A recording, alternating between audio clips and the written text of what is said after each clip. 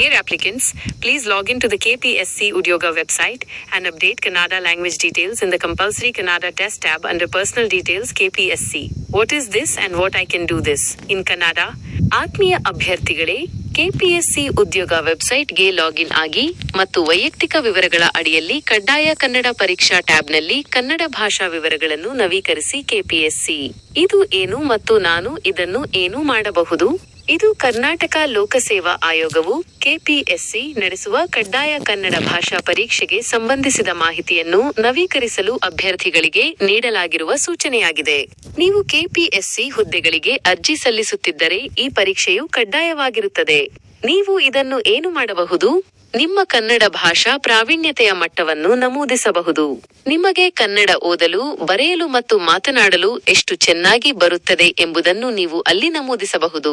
ನೀವು ಈ ಹಿಂದೆ ಯಾವುದೇ ಕನ್ನಡ ಭಾಷಾ ಪರೀಕ್ಷೆಗಳನ್ನು ತೆಗೆದುಕೊಂಡಿದ್ದರೆ ಅದರ ವಿವರಗಳನ್ನು ನೀಡಬಹುದು. ಕೆಪಿಎಸ್ಸಿ ನಿಮ್ಮ ಕನ್ನಡ ಭಾಷಾ ಸಾಮರ್ಥ್ಯವನ್ನು ನಿರ್ಣಯಿಸಲು ಈ ಮಾಹಿತಿಯನ್ನು ಬಳಸಿಕೊಳ್ಳಬಹುದು.